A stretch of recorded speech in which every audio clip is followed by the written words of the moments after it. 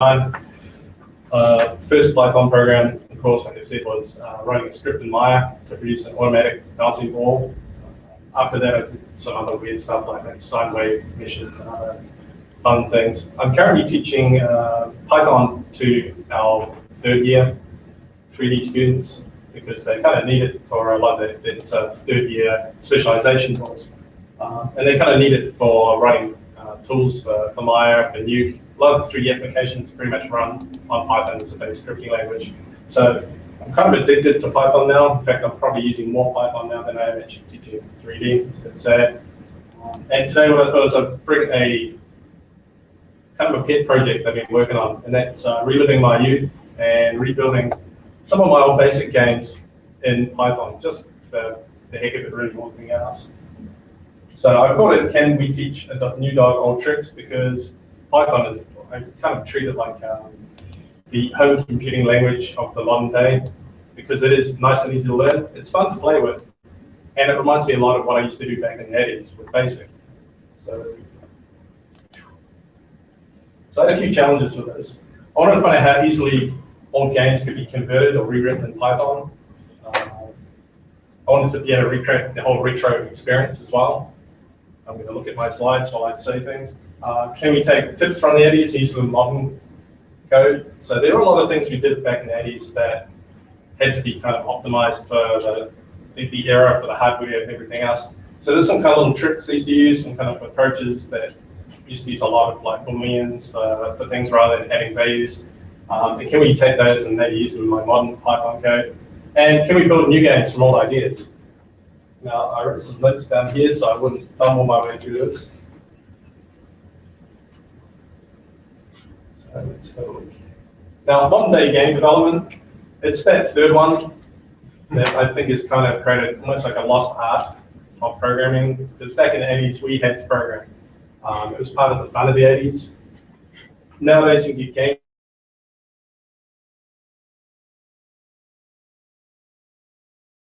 like a Scratch, or they have some kind of WYSIWYG drag and drop thing. But I started back here, and this is running games in code. I think is a lot more fun than clicking and dragging things. So back in, and I'll show you, I put some props along. One second. Oops, I dropped them down behind the desk. This is, has anyone seen the ZX81 before?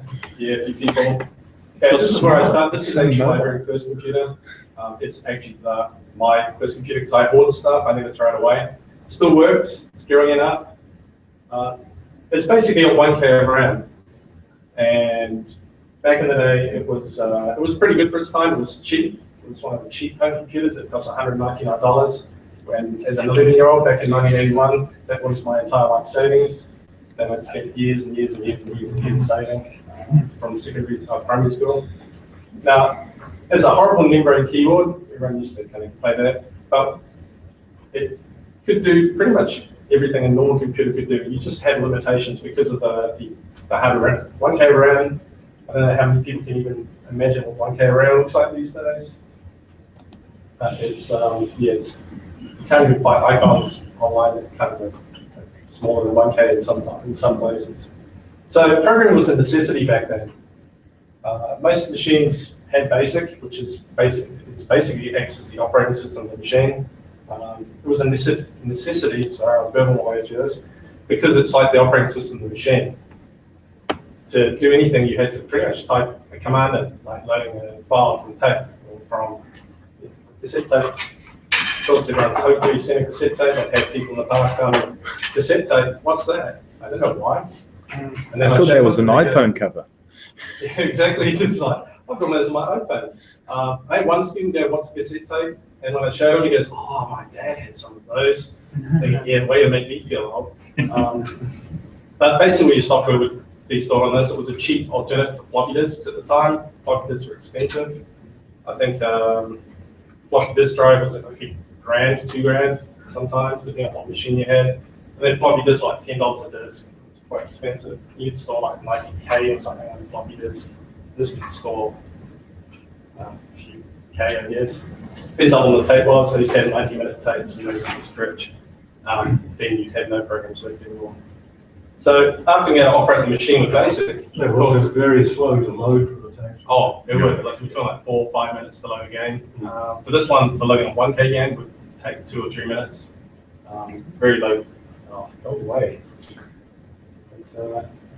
Fire up. That, we're lucky. So after, the next logical step after learning a bit of BASIC to operate the machine was, of course, to write games.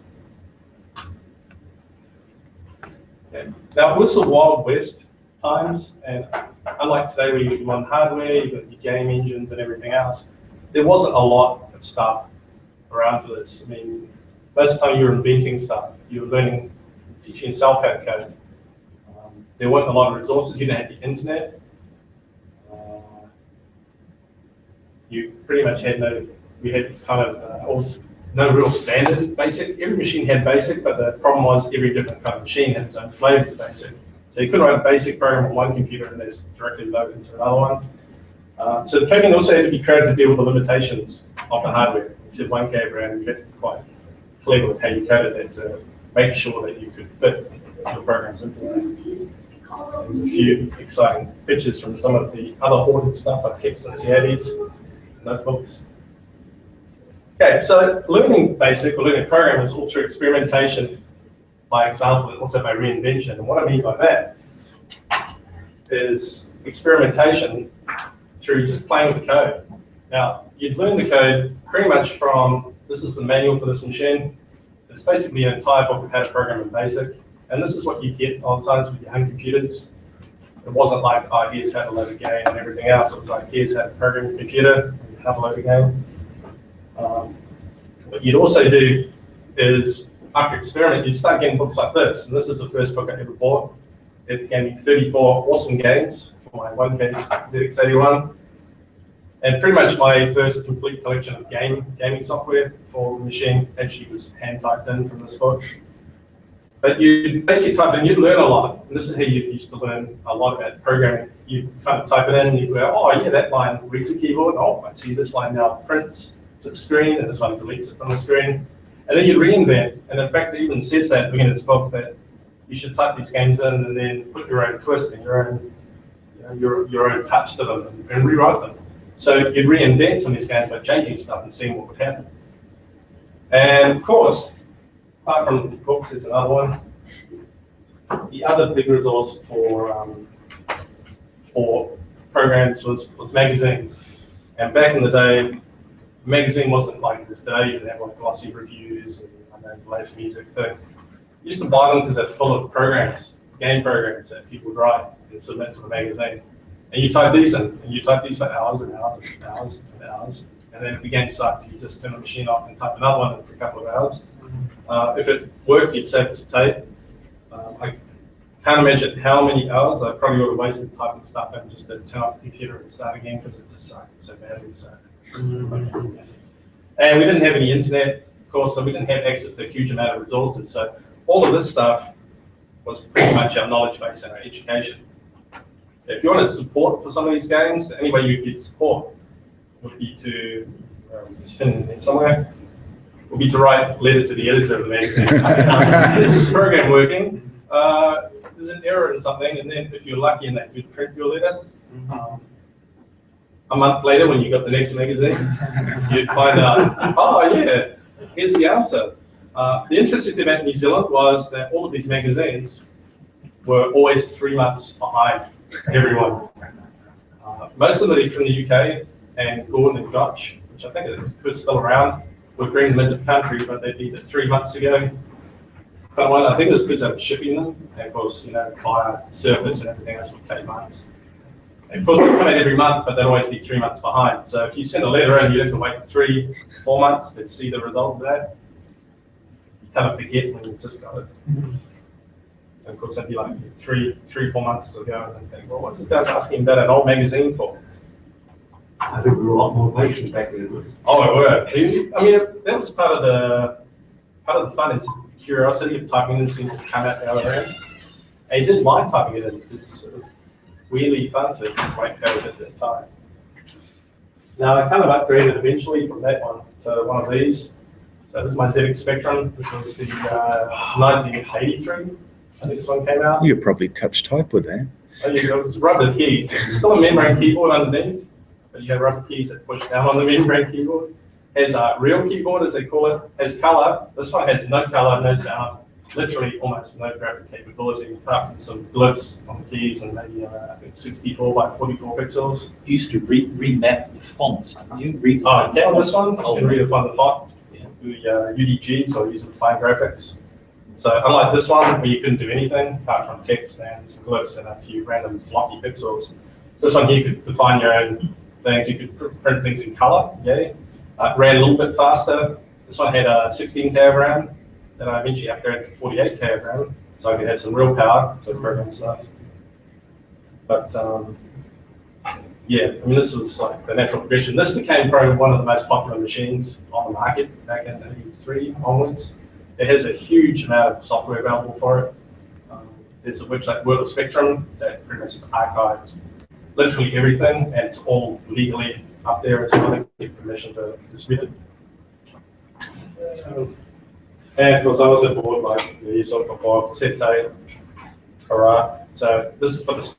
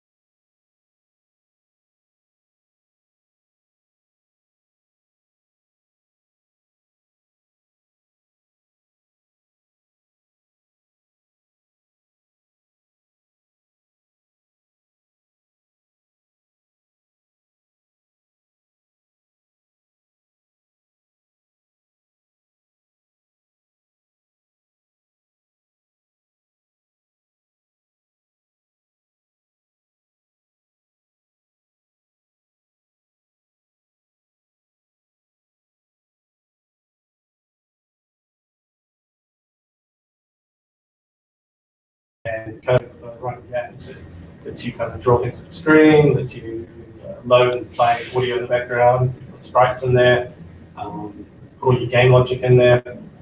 And this is what kind of inspired this project. So just get over that for a sec. Oh crap, okay, it's okay. It was the fact that I picked up Pygame and I thought, okay, this would be quite fun. I wanted to use it because I was trying to teach my students about logic and understanding the hard part of programming is being able to logically break down something and understand how to implement it. And for an exercise, even though the 3D class, I thought, well, I like retro stuff. So I get the challenge, say, well, here's a ghost and a Pacman maze. Come up, what would the logic behind programming how a ghost should move in a maze would go? So they kind of got it right. Didn't quite think of things like, this don't make it go round and round and round in circles. And I thought, well, what I'll do is I'll put together like a shell, program it, and just have like a ghost in there. So you fill in the logic and make it work. And none of them really did it, which is kind of sad. I get the option for that. And while I was doing that, I thought, well, hold on, this Pygame stuff looks kind of similar to how I was coding BASIC back in the 80s. I thought, oh, well, maybe this could be a real fun little kind of system for translating some of this old 80s stuff, just as a challenge to see, how similar it was, the whole way of kind of developing and programming this stuff. So I went ahead after I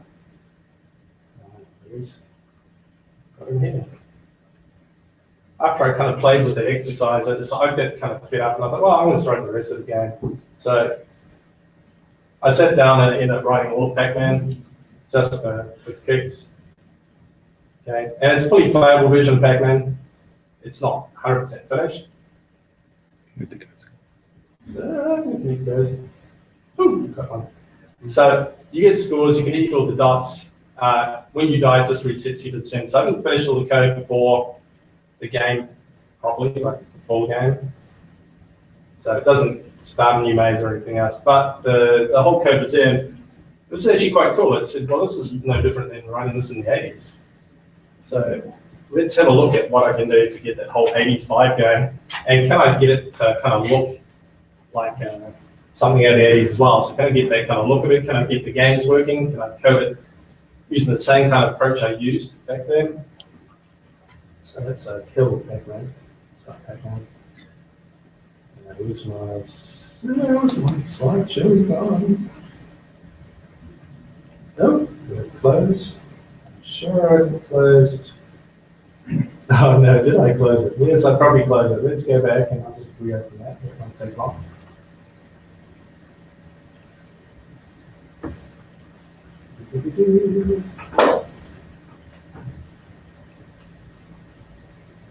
Okay, so like I said, Pygame adds that gaming functionality to Python. It's actually really easy to get to grips with. The coding structure is pretty similar to what I was doing in BASIC. And yep, just like BASIC, it was a lot of fun.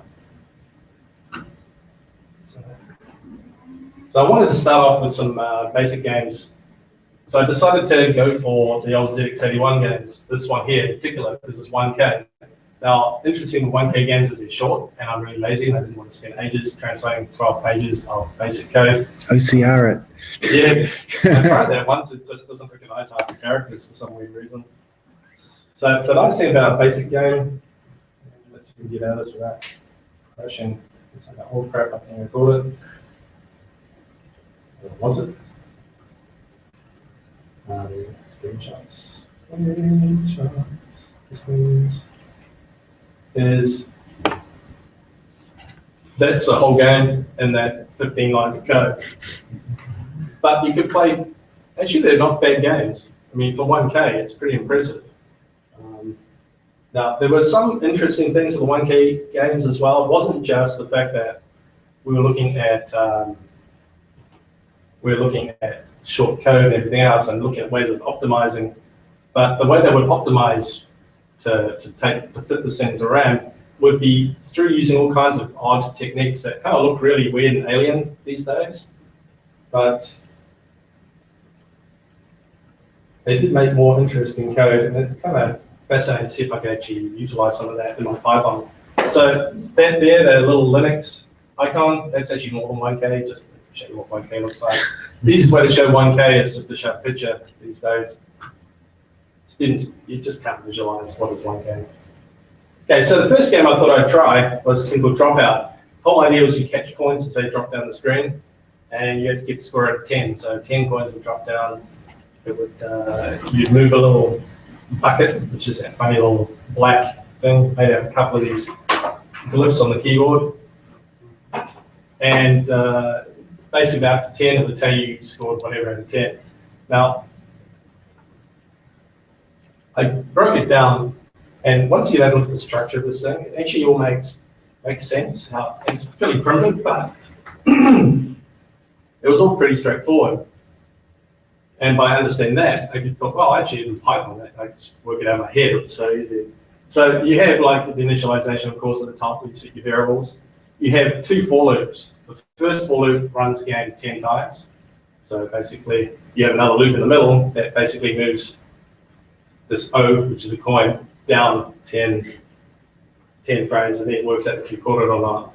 And then it loops again, does it again, and it updates the score. And at the end, it just prints up, hey, you scored this much out of 10. Pause 44, basically just pause for a very long time until you hit a key, and then run as it just goes back and reruns the program. Yeah, so the observations, I thought I'd just make some notes. The use of constants versus values. Interesting thing is because you have 1K of RAM, everything you type in BASIC takes up this RAM. And for storing things such as numbers. This actually takes about 8 bytes of memory. So 8 bytes, 1,000 bytes of total memory. You can imagine that starts running real quick once you start putting lots of stuff in there. So what they do a lot with this code was they'd start doing this thing where you'd set a value and then you just use let another variable equals that value. So you're using like constants. And by doing that, of course, saying this variable is this variable, it actually shaved off about 6 bytes. So it was a lot easier. It does make some of the coding look really weirdly inefficient. You think it's kind of a weird thing to do. I'll see if I can find another example. I think it was, you see at the top all the variables. A, instead of using a value, because what it's doing with storing the stuff, storing not only the ASCII representation of 10 when it was a value, it was also storing the binary value inside the internal value itself. So val 10 would basically say convert a string into a number, which of course you can do in Python really easy. Then b would equals that, so that would shave off maybe 4 bytes. Z equals b divided by b, so which is kind of 1. That's just a really fast way of saying 1 without actually having to store 6 bytes. Vals again, t is z plus z. So you see all of this stuff here looks really, really weird. It looks really strange and inefficient, but it was all done because it was using less RAM. So they'd be quite creative with some of the approaches to how they would apply stuff. So a lot of mathematics were used as well, because all of these commands, let, which is for setting your variables, if you're not familiar with BASIC, print, everything else, are actually stored, they're tokens. So they're all bytes. So that take a lot of space. I forgot why I was going with that kind of story there. So I might move on because I've just gone off on a weird tangent there. Were you going to observe that the longer the program itself is using up your memory, yeah, so your program's competing to store itself with the actual running? No, running doesn't take the memory, because it's interpreted, right? So it just starts to process that. The commands don't take a lot of memory to store. It's the things like strings and values that take the RAM. And with 1K of RAM, saying I'm a lot, what would happen is if you were to do something fancy, like you would print like a maze, for instance, all that data would pretty much use up all of your RAM. So you print it on the screen and it would come up out of memory without any game actually in there. So you had to kind of do this weird approach to stuff just to shave those extra few bytes off, just to force the code in there. Now let's get back to this one. Okay, they used a lot of things like booleans as well. Yeah, if you, in key lets you read a key on the keyboard. So if in key 4 key was pressed, then of course that's true or false. And we know true or false is like 1 to 0. So rather than going if the key was pressed and x equals x plus 1, you just go, in this case, p is position, p plus 1 or minus 1 or 0. So we use that to add or subtract the 1 off there. Yep. And to the score, same thing again. To add 1 to the score, you just use like some Boolean logic in there to select t, which is the, I think I want to call t, half the variable name. So letters, you can have 1 letter as a variable name.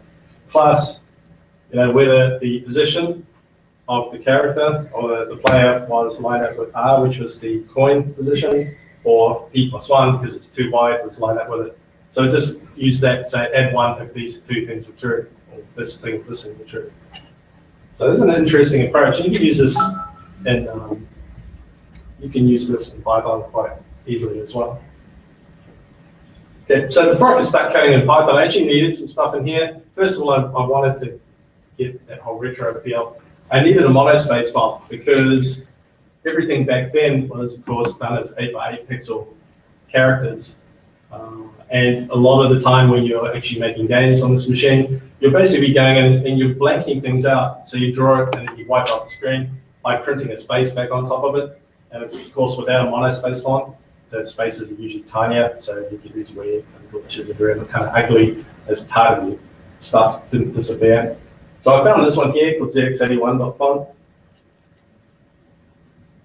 Now I also had these glyphs, and the problem is with the glyphs, that font doesn't have those. So what I did instead was I actually went and actually drew it, and I think it was a Japanese bit a sprite drawing program that I found, a freeware one. So I made a graphic that represents pretty much what are two glyph characters. And I need one other function because these games have a lot of printing going on, right? So rather than having to go and print things to the screen all the time, I just made a thing called bprint, which is basic print. And I just had the 4 parameters, which are exactly the same as what the basic command was. So I'm kind of duplicating the basic command of the Python function. Okay. Now, I kind of compared the two. Now, after I stripped out a whole pile of Pygame stuff, like checking for events and everything else, I ended up with kind of pretty similar code. After we start going, well, actually, the code isn't actually that different. Neither is the structure. So there was an interesting exercise. I'll show you what this game looks like. Yeah. Where was it? It was this one here. I think I should play that before. It's this fantastic game. Okay, so the whole idea is a bit of catch. The coins, which is the row. Of course, the thing is you could never get 10 because they fall 10 characters down. For 10, fantastic. And the coins can be anything between 0 and 17 across the screen. So there's no way you could get to the other end of the screen and catch the coin. So there's a few flaws in the game itself, probably to make it more of a challenge for some weird reason. So if anyone's not seen Pygame, it's actually incredibly easy to set up for a generic starting point. And I'll just do a quick demo. I was going to do a quick demo of Pygame anyway, but just to show you how easy it is to set this thing up. Can you just up your font size a bit?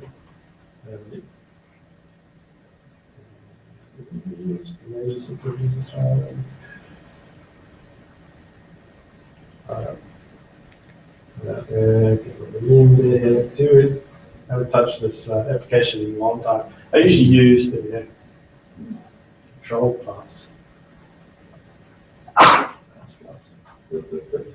Does anyone use Wing IDE at all? I never heard of it before until I had to get to Carmel College. Because the interesting thing is that secondary schools are now teaching programming and curriculum as part of NZQA's digital technologies unit standards. And they wanted some real intermediate level Python stuff. And they said, oh, we use Wing IDE, and I never heard of it before. It's actually not a bad little IDE for coding. There's a free version, which is this one. There's also a paid one that does a lot of error stacks and proper debugging and everything else. But all you do for Pygame is you import Pygame. Obviously, you got to install it first. You import, there's another library in Pygame called Pygame.time, because you'll need that, because what you want to do is when you're running a Pygame is you want to be able to set a play rate, a speed, frames per second. Okay, you also want to import a bunch of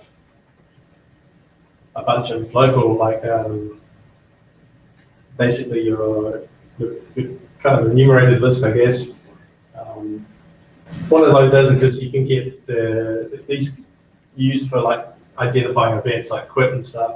So there's a thing called Pygame.locals.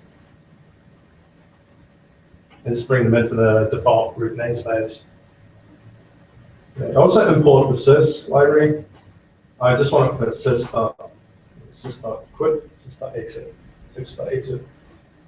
Okay, because when you quit a Pygame application, it doesn't always cleanly clear itself out. So you need to run a sys.exit to make sure it purges the whole thing, otherwise it comes up with this weird kind of initialize error when you start it again.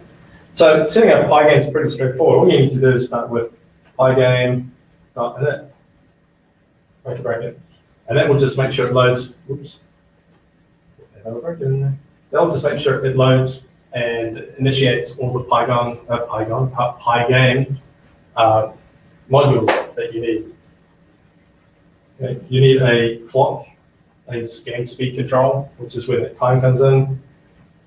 So, equals Pygame.time.clock. One thing I don't like about Pygame is the number of times there's uppercase stuff and functions. and methods and things like that. Sometimes it's lowercase. Okay, we also want to basically get a window, display window. So of course we need, oops, typing. Oh, I've got my messy code there. Display.set mode. So set up your window. You want a little tuple in there that defines width, height. And that's giving you all the basics that you need to start running your Pygame. Game window produces a surface. Basically, you can draw straight onto it, and it gets buffered, and then you update or basically flip the buffer onto the screen by refreshing it. So everything you do with your game, you're basically using game window, and you're basically telling game window just flip data on game window, print stuff onto it, and then just refresh it back on the screen. Something you couldn't do with this, of course, because you don't have a buffer in the background. Of course, we have RAM for that. So everything you did when you printed was always up down screen. So games back then were flickering because it like printed it, there, blank it out, print it, and blank it out. This TV screen would just go update, update, update, update, as TVs do. Okay, so once you've done that, all you need to do is have a loop in there. Now this is real primitive. I'm looking at it. Doesn't have a game in there, of course, obviously. You do an infinite loop, and you just put your game loop in there. So do stuff. And that's it. And then you just have to have a thing that grabs events. You have to just make sure if someone closes the window, that you cleanly exit the application. So for, it's really my own code, it's terrible. Event, and this thing, event.get, which is just read all the events that occur, like mouse clicks, key presses, and everything else.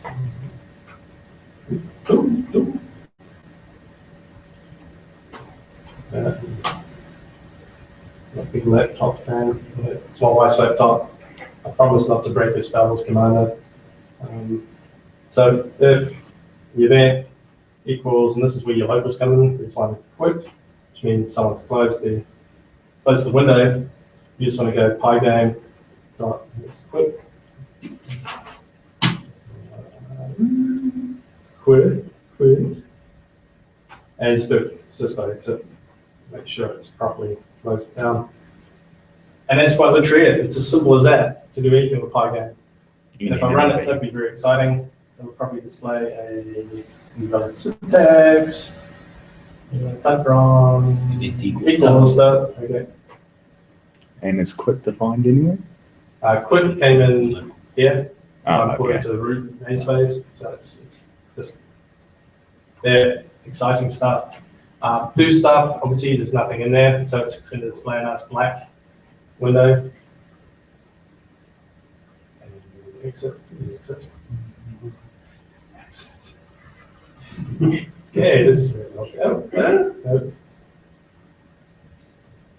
so it should technically now exit, because I probably forgot to do something, I'm pretty sure. It'll eventually die. Please die. Okay, thank you. It's not going away. It's supposed to go away. And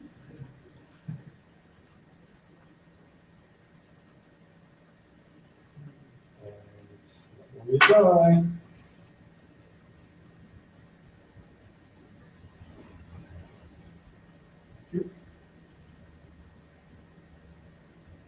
That's gone.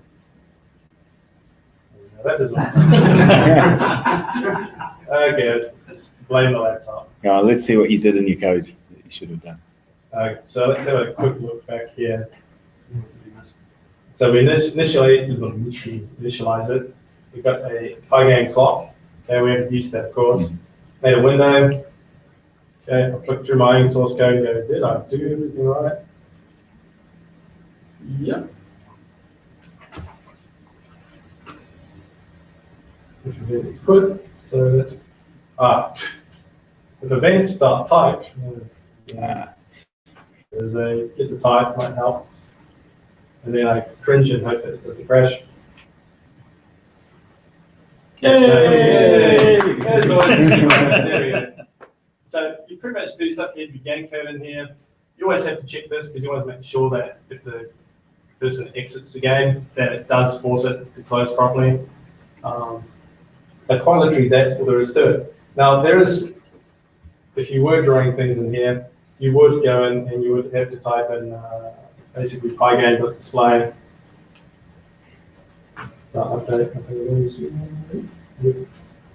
Which will make sure any graphics you drew onto your window will refresh on the screen. And to make sure the game didn't run too fast, this is where you put in your clock, which I think is called game speed, dot, and there's a command tick. And that would basically go in and say how many frames a second you want, 24. That would just make sure the machine didn't run, well, the game didn't run faster than 24 frames a second. It's like a delay in there to make sure that it holds the game before it reruns the loop for that many. Now, when I'm doing the 8-bit stuff to make it run like that, it's like about 4 frames a second. I think I had to set it to, just to make it feel right. But Pygame is simple as that, and that's the nice thing about it. With BASIC, you do the same thing. You set up and then you just have like a game loop. And we go in there and you say, go to back to this line or the for loop, and it'll just loop it around, around, around. Now, where is it? Got that? There's a dropout one there. Students always in my code go, oh my God, it's so complicated. 90% of it is comments. So they said green stuff, don't have to worry about it. That's not your code. It's just lots and lots and lots and lots of comments. I like to heavily comment my code anyway, mainly because it's really about me remembering what I did in the first place. Nothing worse than your own code, you go, oh, what the heck was the code? So for that dropout game, I put in some constants in here, some colors, which are just three-digit tuples. I wanted the scaling thing. Obviously, the machine runs at 32 by 24 characters, each 8 by 8 pixels on a 1920 by 1080 screen. It's this big. So I put a scaling factor in there just so I could scale everything up. There's my timer there. There's my lovely window there. I loaded a font in. That thing, there's a thing called the font class. You can load the fonts. And then they become kind of font that you can then render text at. So it generates everything generates bitmaps and then you blip them to your surface. So I wanted to bring in that block that I'd drawn, that little shape like that. I had to basically use transform to just make sure it was the same scale as the text because it was drawn as 8 by 16. There's my function to print. And you notice it's just blitting basically a graphics object, which is like a bitmap to column and row. And so I make the game a function. The reason I make it a function rather than put it into that while loop is so that if I need to exit the game or rerun it, of course you call the game as a function. Then when you exit the game, you go back to this main loop and you can have a press space to play again. And then just run the game by calling it as a function again. And I can also use it to return the score. So I can have it once the game finishes. I can print the score on my main loop and then go back and run it again if I need to. So it's pretty straightforward with the BASIC. I literally almost copied it line for line. I had my 2 variables. Obviously, it's a lot easier in Python than p equals 0 and t equals p. But kind of weirdly inefficient looking. For loop. The for loops in BASIC are really just number to number. It's like basically a range. Okay, game window fill white basically is what we call CLS, which is clear screen. So it fills that surface up with a pure white. This is where we use my font and go render. And what I'm doing is print the score. So just doing that, set it to black and white. And true means for anti-aliasing. All this stuff is on the Pygame website. It's a really good documentation for everything. You pick a random number from 0 to 17, which is what I'm using for positioning this coin, so the BASIC. And then I have another loop that basically drops that coin down. So just like the BASIC, it's almost an exact copy. Of course, this is the stuff you have to chuck in here to make sure that someone hasn't quit the game while you're playing it. And you make sure it closes everything. I use the same Boolean approach that was in the BASIC. there's a Pygame thing called key.getPressed, which will ask, is this key pressed?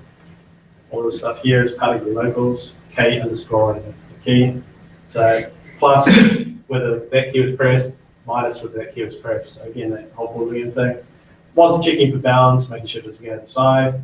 Then I printed the coin, again, just using that font, and then .render would generate a little bitmap, and set it to my beatprint thing. So beat text is basically a bitmap generated by that, and this is blitzing it to the screen.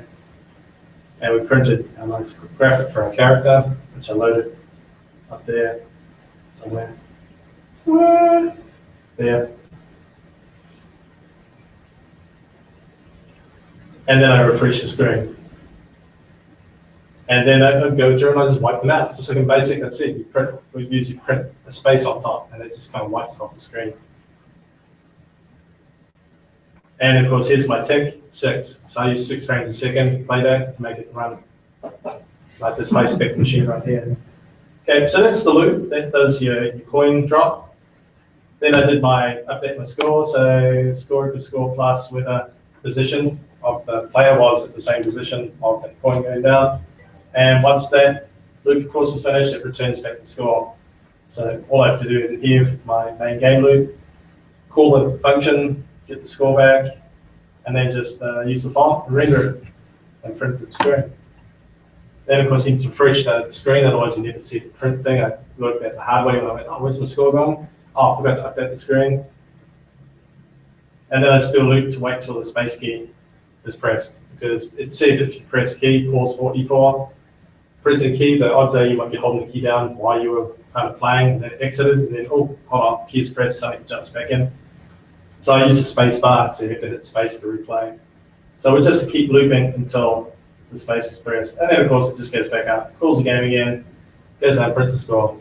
So it's literally just a translation from the basic straight to Python. So it was like, wow, this stuff really is not that different to what I was doing 33 years ago. So that got me kind of inspired to go, I'll do more. So I ran into a few other problems. Now, once I'd done that one, I suddenly realized all these other games are cool. There's scrolling games and everything else. Suddenly every game produced a new challenge. I found that BASIC jumps around, because BASIC is really just to do with your line numbers, right? So you have to go to jump to different parts in there, called function. You have to go to or go sub. So I had to rethink a lot of the logic on these games, because if this happens, then go to 90. If this happens, go to 100. If this happens, go to there. And I had to just build like a different logic, so I didn't have to jump around my code. I just had like if, then, and do the code in there.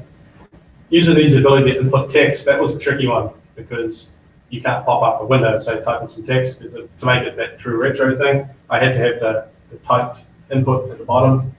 Now, the other thing that was interesting, this is where it got a little bit more complicated, was some of the games were asking for what was on the screen, where the player was thinking, oh, have you crashed into something?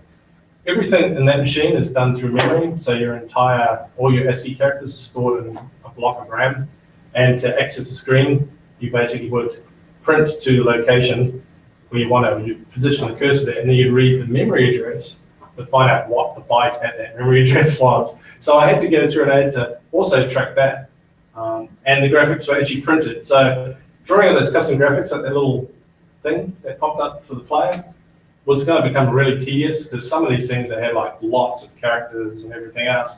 So I ended up having to write a function, my print function, to then handle this new glyphs. And then I realized there's other modes that could invert the text and everything else. So I ended up developing the ZX basic class. So I ended up making this class that did it all for me. That was pretty more fun than running the games. It basically replicated a lot of those common basic commands like print and input and all the things that I needed to scroll on the screen and everything else. It took care of printing the graphic glyphs, the text and inverted text. So it would kind of manage all that, so I didn't have to draw graphics all the time. I did have to draw all of those, but as files. Controls the user input, controls the screen scrolling, because the screen can actually scroll. Let us for almost a one-to-one code translation. So by the time I finished, I was literally just typing basically the calls almost identically to what I had there. Now the problem is that's making it almost too easy, and I actually got bored after about 9 games. So I was going to do all 34 as a challenge, put them online, so I had 34 Python games based on this book. I don't think you'd be bothered, because it's just getting bored doing. There's no challenges when it's too easy. It takes care of also maintain that screen memory, because of course as you print, you need to position this into a memory. So I've made this big list that basically represented the memory spots. I had to write code that when you scroll and shift all that data up and everything else. Okay, it made life so easy it became almost boring. And each of the games started to get done like, I think, between 20, 30 minutes at most. I think got some down to 10 minutes, especially the short ones. And I'm going to bore you to death real quick for them. So, where's my class? My class is in here. This is where I take my glasses off because you can't see what you're looking at. What is it? Okay, so there's no classes imported here, and what I did was, you kind of see what's happening here. I can't see the screen. Basically, you make your instance of your class, in this case called ZX. And then it's just, you create the screen, which you do the whole setting up the game window and everything. So I wanted to take care of all that. That's why having a class that manages everything inside itself. CLS, basic command for clear screen, which is a fill window. Oh yeah, I experimented retroizing the scheme refresh. So I could just say, print something, I'd update the TV screen, I called it. I decided I'd put that in. This is the one game that actually replicates probably the most accurately because it does have flashy, blinky, horrible kind of pictures on there.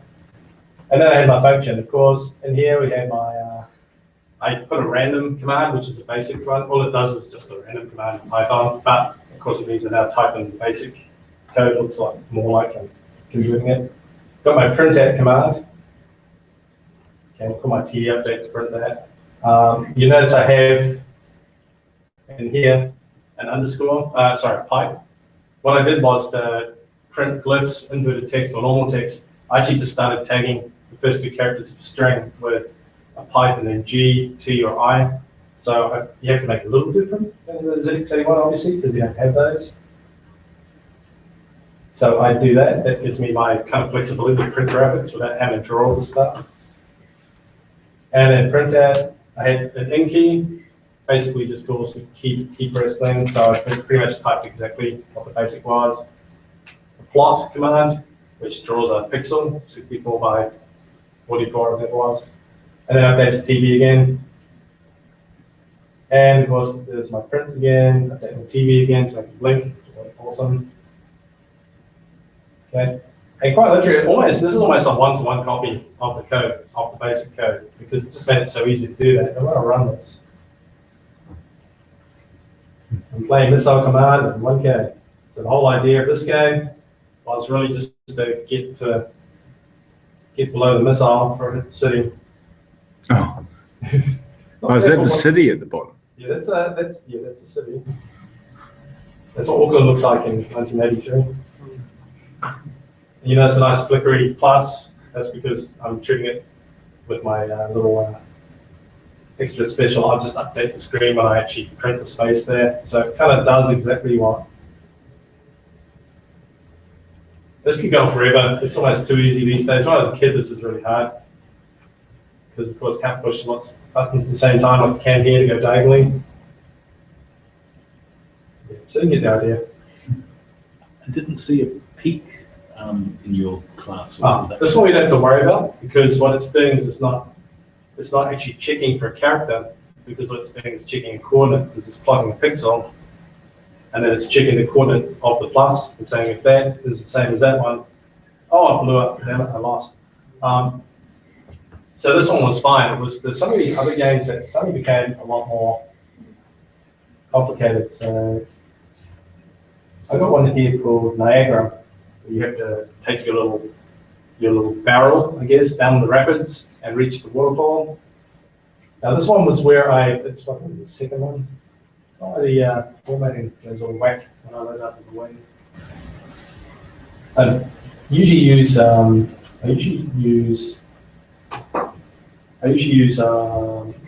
Notepad++ for most of my Python, just out of habit. Does anyone use Notepad++? Yeah. It's a nice editor, and I've got the plugins in just that you launch Python straight out. I use it for everything. I use it for scripting too. I think I've got a language syntax highlighted for Mel script for Maya and one for L script, which is for lightweight. Can you do a Control Plus again? Oh yeah, sorry, it's got real tiny in it. Yeah. Yeah, this one's a little tricky because this one actually does require a bit of ZX scroll. This one did actually require this one, peak character, and I had to pass I was passing the same structure, the I, the G, or the T, so I could pass the character I needed to check, and then the coordinates of the cursor inside the memory. So I for inverted, you have to watch out for the inverted spaces. And the nice thing, it used to go to the end of the program to exit. So the nice thing with being a function, I just go return to exit the program, going back to my main game. And again, it's just literally almost a one-to-one translation of the basic. So I've probably spent more time running that class than I did writing these basic programs. But I love this, so it's great fun. Because every time I find something new, I go, oh yeah, add that function to it. And I get to the point where I just keep wanting to add new commands and translate the entire language into like class. So I just like ZX stop, command, ZX stop, command, the whole thing. It's probably get a bit carried away. Got to get that go-to. I was going to say, is it just doing that? ZX stop, line number, perfect. I won't do that. Funny. So the basic module, I should have done updates, and my thing is showing the version. Okay, so print modes use the pipe. Do that. Okay, I have a whole pile of like values in there. So the .tv stores a game surface object. There's also a cursor location because there's a print command that comes in the machine will just print to the top of the screen. And of course, if you print, just go down the screen, down the screen, down the screen. So I want to be able to just go print. So I need a cursor location where the current cursor was. So when it printed, it would come up at the right spot. I also put a border in there because again, it's starting to look ugly when they're crammed to the edge of a window. So I put a nice pixel border in there. Cursor. Cursor line location. There's a list, which is the basically the screen map, which is your memory, screen memory, and also have a dictionary called screen codes because all of the characters, like the inverted graphics and everything else, oops, it's all actually in the manual here, all have their own byte value. So I get, obviously, get carried away with that. I ended up, when I'm initializing it, doing that. So all of the files, I've done all the glyphs on.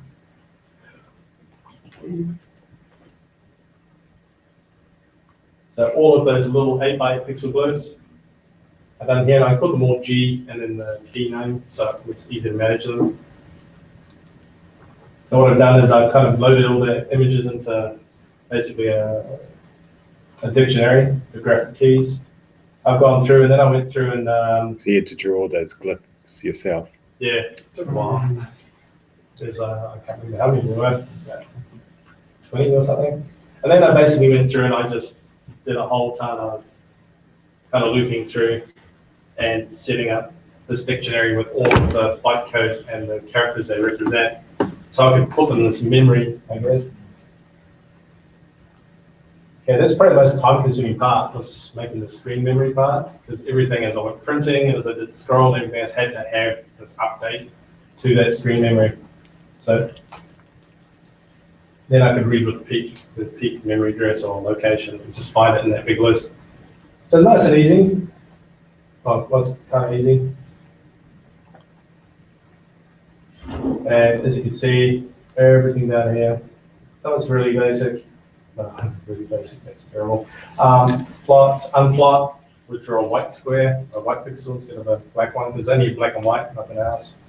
The input was kind of interesting because all I did was I ended up just putting this thing at the bottom of the screen. As you type keys, it would just render that string on the bottom, and you do backspace, and when you push return, it will just keep going until you push the return key and store all the stuff inside a string that you then returned. So it was that was probably one of the more interesting ones, but surprisingly it wasn't that hard to code. Okay, print command, a scroll command. There's actually a scroll command in Pygame that will scroll your screen surface. Okay, I won't read through all this code because I know it's nothing worse than watching someone sit there and talk about code and read code out. There's one that I do need to do is signum. You know, that's what signum does. It's basically returning the sign of the value. I looked everywhere in Python for one in there that was copy sign bracket. So I thought, well, rather than match copy sign bracket 1 comma value, I'd just make a SGN command, which is the basic one. And then of course we've got my little test code down there just so people can get an example of how to do random stuff like that. Psychedelic. Just like the 80s. Yeah, so I ended up doing that, I think, at 9 games. Came to the keys for this one. Crash. This is a motorbike game. You have to drive down the motorbike, the track, and not crash into the sides. Seemed like Niagara, I think we ran before. This right down the keys to it. I didn't read the instructions at the time. 1 and 4, there we go. 10 green bottles, I think it was the other one. Tesseract was interesting because Tesseract wasn't so much a game, but more of a novelty pattern drawing program. Its whole purpose was literally just to draw patterns randomly like that. And then every so often you get a random number which you clear it and start drawing a new one. But all these were in this book, so I got kind of a bit obsessive over it. I did one text game used it, so. Stick it all up in GitHub and just take photos of the pages for the ones you haven't done. Well, I can scan the whole book. Yeah. You can't buy this book anywhere. I've seen it online. I think you can find it if you look around secondhand. But of course, it's probably been out of print for the last 30 years. So that was one where I actually had to use the input for, and then the print, and it keeps going down the screen and everything else. It's an obscure little game. Everybody's heard of the Lumpus? Yeah. It's just, I don't know, everywhere in the 80s there was a Hunt for Wampus game or something in the Wampus. I never knew what Wampus was. I guess it's a monster or something like that. It's a terrible game as well. That one, didn't you enjoy that? No. It was awesome. Basically, you travel around these caves by typing the number of the cave on the map. And as you went there, if you were near to, there was a bat, you'd hit the text flap flap would pop up. And you know, it's kind of like Minesweeper in a way, Windows Minesweeper, where you click it and it would take the number. So there's a line close, it'd be like 1s and 2s. It would work out basically next to a bat, it would tell you flap flap. So you knew this way, that way, that way. If you move in the wrong spot, it would pick you up and put you at a random location. Drafty is your bottomless pit, so somewhere around you is a bottomless pit. If you move on the wrong one, you die. And stiff stiff means you're near the Wampus. So if you move onto the Wampus, you kill them, and you catch them. These are sort of games that were, I don't know, for some reason these are like, oh my God, this game is awesome. Nowadays it's, oh my God, that game is terrible. But the nice thing about this kind of era is that it's basically a lot of, there's nothing to copy at the time. Today you've got video games, you've got like your mobile games. Everyone wants to make a recreation of something in the style of something. The 80s, you didn't have a lot of that. We're talking about the birthplace of pretty much the computer gaming industry, I guess. And I was going to say something exciting. And the nice thing is, I've got, I think, about 400 magazines at home. So I've got a giant library of games. And the fact is, there's so many games that are kind of original and interesting, and it was quite a creative time, that I've got a really good library of starting points that I can build more modern games from. But no Pong. But no, well, I've got Breakout. I remember this Breakout. It's like someone said, oh, what's Breakout? And said, you know, Arkanoid. It's Arkanoid's granddad. That was the last one I actually coded, to be honest. Got to the point where I just got sick and tired of typing these things in. And surprising for 1K, it's actually hard. basically the whole idea is to try and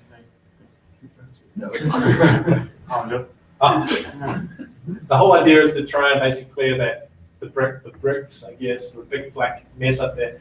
Now, Pygame, I noticed, does have a slight inaccuracy in terms of pixels when you render a bit of text. Because I started to notice these little 1 pixel lines randomly disappearing all over the place.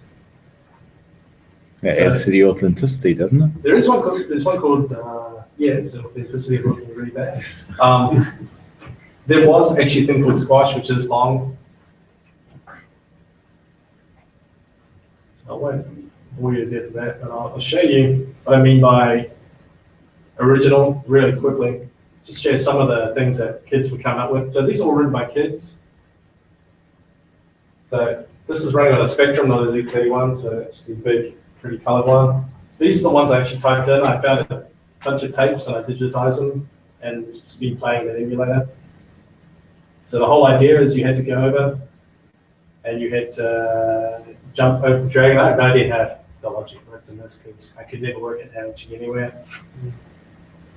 Notice how flickery that is. That's because it's drawing and undrawing the text. And because the Spectrum could define your own graphics, suddenly went from O's and blocks and everything else to actually be able to do stuff that looked like graphics from a video game. And you had color, of course. The colors are. Oh, I think I did it.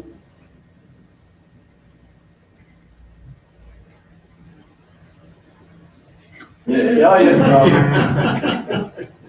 But these are games that you wouldn't see these days. I mean, kids don't sit down and start coding, I'll do this thing with the caveman that jumps over, jump over the fireballs and jump on the dragon and everything else.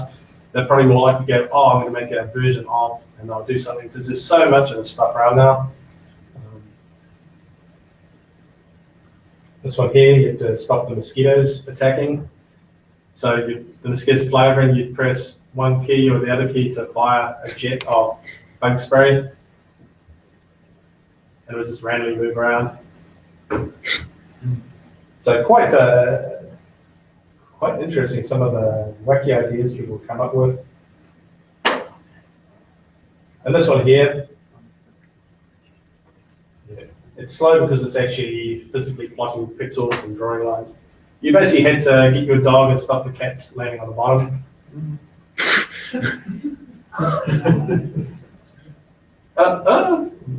And scare them off, and they get back into the trash can. Bouncing cats. It's catty sack. And it's like the drop the coin game. You can never get to the other end because it's further to go than the amount of time down there. And if they get to the bottom, number of fish go up.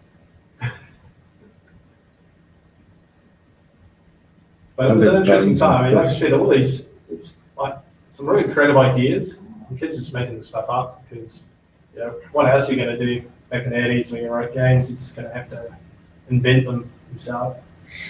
Hey, you're doing really well now.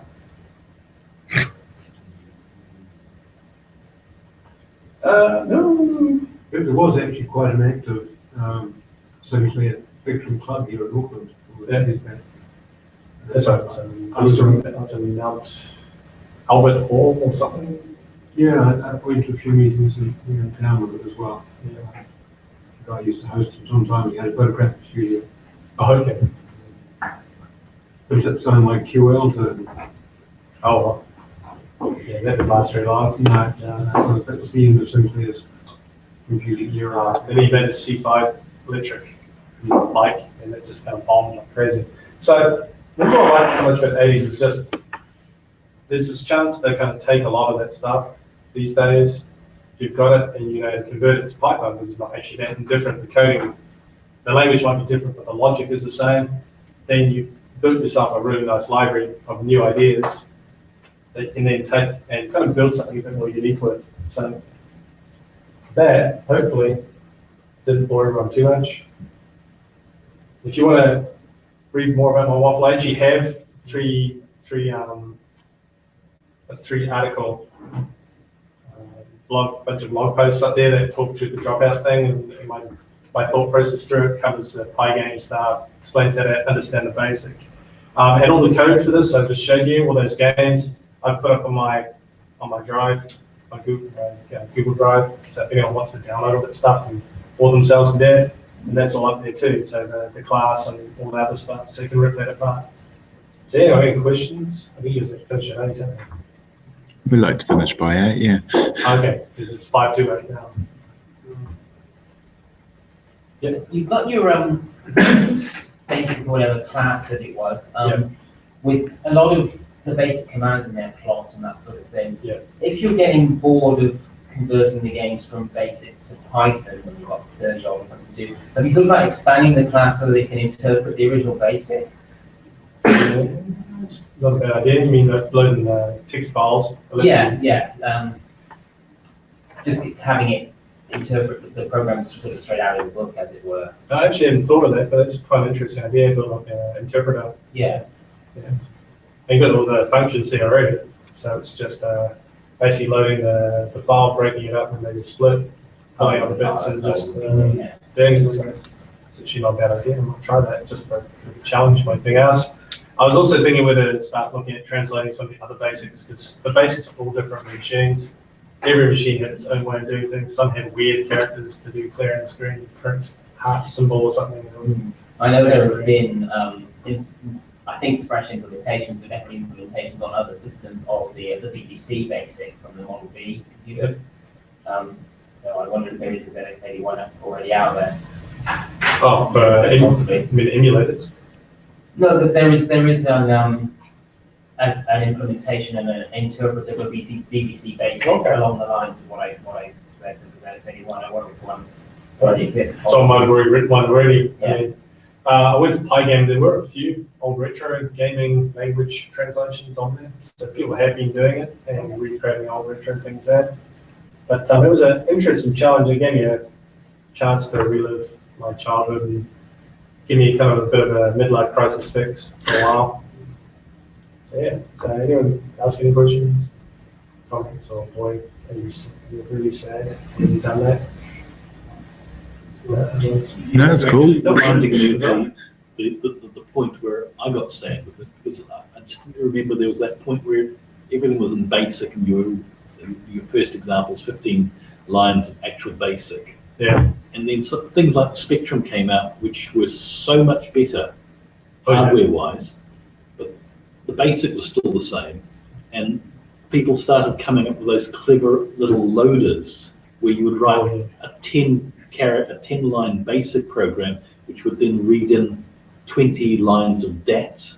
Oh yes. And poke them into, and they were effectively writing machine code as a basic program, and you were just at that point you type in random numbers. Because it was a kind of freaky doing it that way, because it was a magazine with your computer, and that used to print machine code listings, and they were quite literally 20 pages of hexadecimal. And you had to type that in yourself. Yeah. You weren't going to learn anything, and you were That going to get it wrong. hours. That was like 4, 5, 6, 7 hours of typing. They were using you as a tape reader, weren't they? Pretty much. But once you've done it, you can then go save file name, code, and the address, and would actually save it to take as a binary. You can then just load that into memory and run it. But of course, typing that in the first place, it's like hours and hours pointless. I wish I didn't have to do this. And every line would have to have a checksum, because you get one letter wrong, whole thing would be wrong. And sometimes you type them in and just hope that they would run. And nothing worse than typing someone's program in and then suddenly realizing, it doesn't do anything, or it crashes all the time. You'd have to decipher someone else's code. I mean, the other thing I was hoping to do was, I found all these old listings. These are all thermal paper. I was surprised these survived 30 years. Luckily, they've been stored between pages and books. I've got a machine code game I wrote that's about 7 meters. This paper is 10 centimeters wide. So I found all these old game listings. I want to eventually see if I can translate into directly into Python rather than doing a ZX81 one. I want to actually do a proper Python game based on what I've done there. Because someone asked me about, have you got that game somewhere we can play? I said, no. I'm not typing it in. Some of them are hard to read. But I remember spending ages writing this big spaceship map game, and there's all the music and everything else. Somebody put beep The funny thing about this hardware was to make a sound, it actually had to sit there and vibrate. It's a buzzer, so it had to vibrate the buzzer at a certain rate to make a tone. And to do that, you couldn't do anything else because it just had to run fast enough to do the tone. So the whole machine would pause when you made sounds, and beep, and so moving beep, beep. So what you do in the end is you find these little tricks where you make these little blips, and you just do lots of little blips instead, so you can at least play while someone's playing in the background. So interesting times, huh? So yeah, oh, and there's how nice graphics. We used to have to draw them on grid paper and then type them in binary into bytes and then poke that in. So you magically got. So you had to use the 16K memory for this one, right? Oh yeah, I mean I think these are 48K. I've got about 6 of these at home. I don't know if 4 of them actually work. I've tested them. I know all the keyboards are shot in them because someone's opened them up. It's why the basically the plates have come off them. And they have like this rubber template. They have usually a membrane in there. That's why I put the membrane out of. But that's the bit that usually goes because the heat of the machine eventually just disintegrates. This thing here, which is just 2 bits of plastic with that are separating 2 sets of like contacts, and the keys are just like a grid pattern. You have the horizontal and vertical. And just work out from line 6 and line 4 what the key was. And this is like little contacts, you squeeze them together and follow there's your key threads. But that sits under there, and they just go, they get heated up, and then these things crack. And then suddenly the line's cracked and it doesn't have keys anymore. And I remember telling my parents to buy me an extension keyboard because my computer was broken. I didn't tell it was because I couldn't play games because the space key wasn't working. So, I can't play Manic Miner, I can't jump, the space key stopped. Oh, my computer's broken. Thanks, Mum. So yeah. Okay, cool. The battery's about done in this as well. So thanks very much for that. Probably I wouldn't try and believe it into too much of it. I couldn't help myself.